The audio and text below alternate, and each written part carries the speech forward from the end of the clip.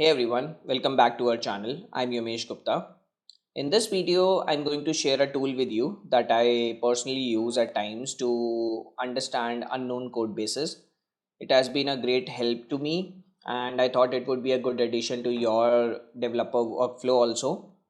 This tool is helpful particularly when you want to, explore unknown code bases, or maybe you are new to an company and the code and the application seems overwhelming, and this tool can help you simplify that process.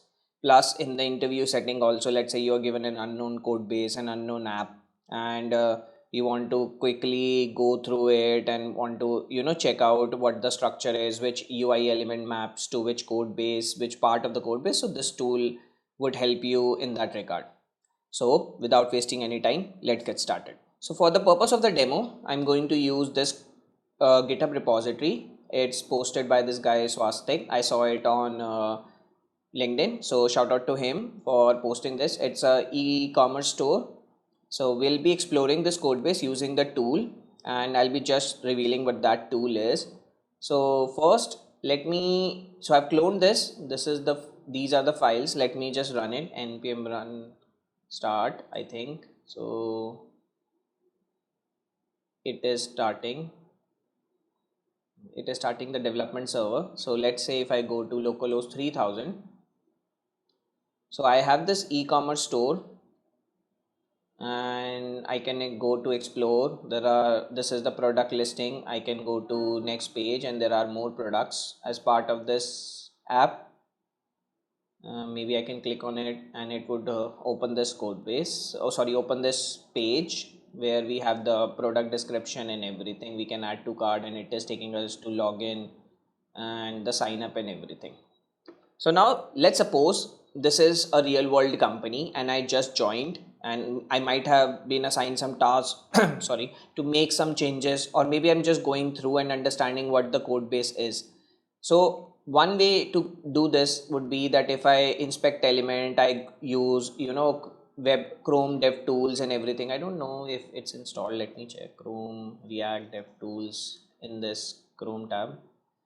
Let's add that to showcase you how you can do that. Oh, sorry, it is clear, already added. So if I go to inspect element, so I have the Chrome DevTools part.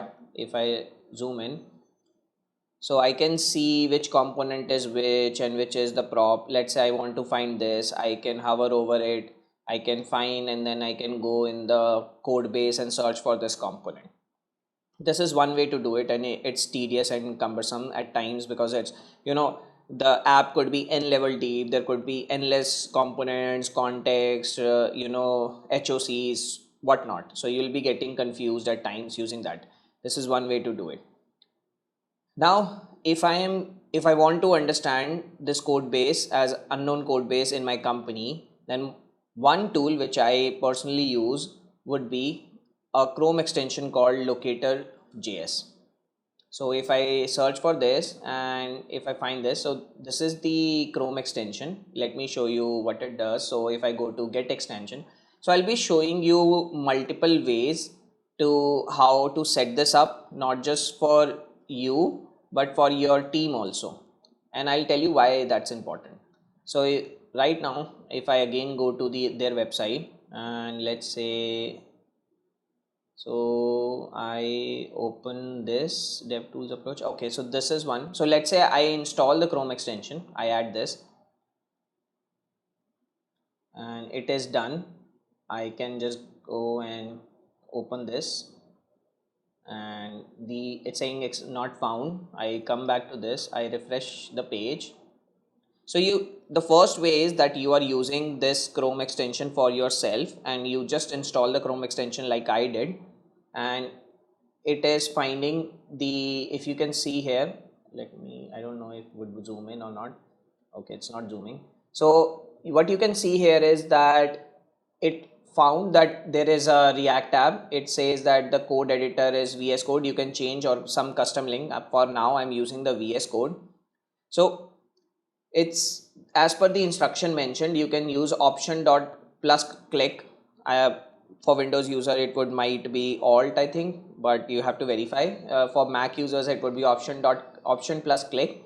So if I do that, then you would see that I'm getting this hovered box that it is telling me which element is this. So if I zoom in a bit and show you, so this is the element. If I'm clicking on option and hovering over it, it would highlight every HTML div or the React component for me. So now let's say I want to make a change to this file or this heading, but I don't know where it is in the code base. It could be n level deep. Let's assume this is n level deep and I don't know. So I can just click on option and it would hover over. When I bring my mouse on it, then it would hover, and if I click on it, then it would ask me that would you like to open Visual Studio Code app. I click on open, then it would take me to the code base directly and it would just take me to that particular line of the code. So how cool is that? So if I am, let's say, inside this, maybe I want to make a change here. I want to understand which page is this, where are we rendering. Maybe there is a bug and we are rendering the wrong price, and I don't know which file or which code line of code this is. This is I'm running it on local. Let's say I'm running the app on the local and I don't know. So I can just click on, I can do option and hover over it. When I click on it, it would ask me again, you can check this and allow for always. Right now for the demo I'm just showing you. So if I click this, it would take me here and it will show you that this is the format, price, amount on UI.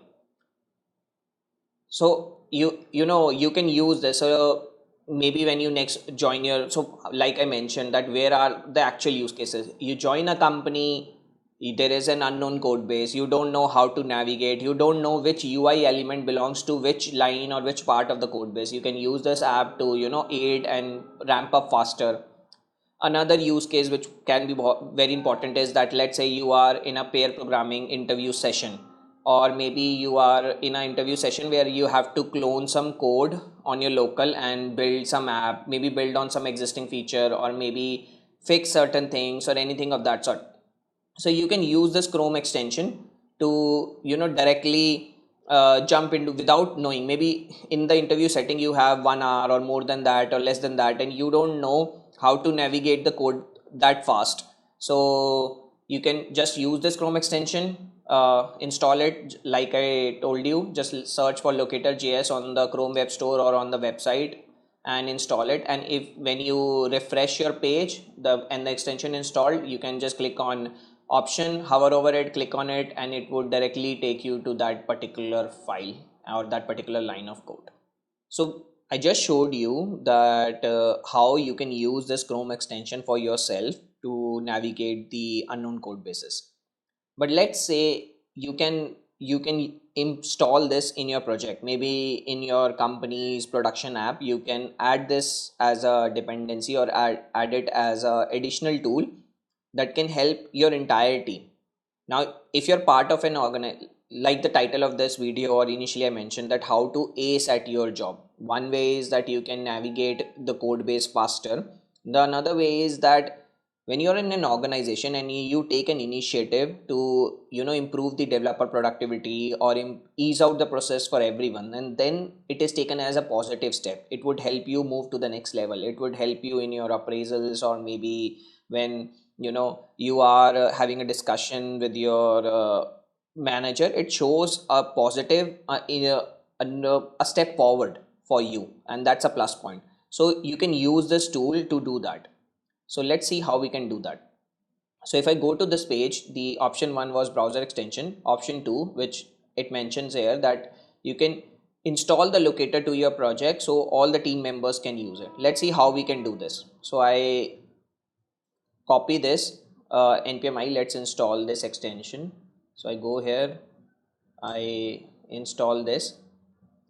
In the meantime, what we can do is we can remove this Chrome extension. We can just disable it for now so that we don't have anything. Let me just refresh this page. So now if I do option, nothing is showing up, no highlighted box or anything. So this is installed. So let's see what are next steps in the instructions. They say that inside, so let's say for create React app, we have to add it to index.jsx. Okay, so let me just copy this code. I'll go to index.js. Inside this, let me just bring it down a little. Maybe at the top, what I'll do is I'll add this. So right now it's building in the development mode, so it's recompiling. If I come to this page, so it's showing me at the bottom that locator.js is present. So now if I just do this, if I hover over it, then it would start showing. If I just option and hover over it, then it would again do the same. And if I click on the image, it would just say, you can just say confirm. If you want to make any changes, do or make the necessary changes based on your project, just click on confirm and then click on it again, and it would directly take you to that file or that particular line of code. Now this is one part, but if we see our index.js, then if the environment is development, then we are making this change. You can go a step further and do one more thing. Let's say you go to your package.json and we have npm start. Let's say we don't want to add it on every whenever we want to run the project, we want to add it on specific instances. Maybe we just want to add it on a specific command. So we can do one thing. We can say npm start locator, and in this, let's say we add a dynamic process, what do we call it? Yes, environment variable. So we can say react app underscore locator, and we can set it to true for now, and we can say npm run start. So we'll add this command, and for this variable would be added as an environment variable to our app. Here we can add a condition, that process.env.react app locator, and we can save this. So now the environment should be development and this variable should be set as true, then only you will set up the locator UI. So if I come here, if I refresh this page, then there is nothing. I on option hover, I'm not getting anything because we started our app with npm run start. So I can close this. I can do npm run start locator. It would start my app again, but in the development mode and with locator react app locator variable as true. So if I just refresh the page now,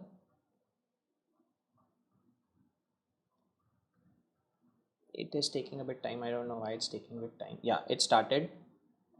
So we just refresh it. Now if I do option hover, then I'm getting it. So the benefit of this is that whenever any of your teammates do npm start, they won't get it by default. They can opt for it. Maybe they are debugging something, they are trying to understand the code base. In that particular case, they can initiate this specific command and get the benefit of this library. So they can run this, they can go to explore, option hover, and they'll get this. And if I click on this element, it will ask me, I'll click on it and I'll reach here, and they can know what exactly is the code base, what exactly is the file, and if there is a bug or if they want to understand or just look at the code, they can do so. So this brings end to our video. I hope you were able to learn something new today. I hope this library would be beneficial to you. Definitely go out and try this in your personal projects, try it in your company projects, show initiative, and see that how it would make life easier for your entire team.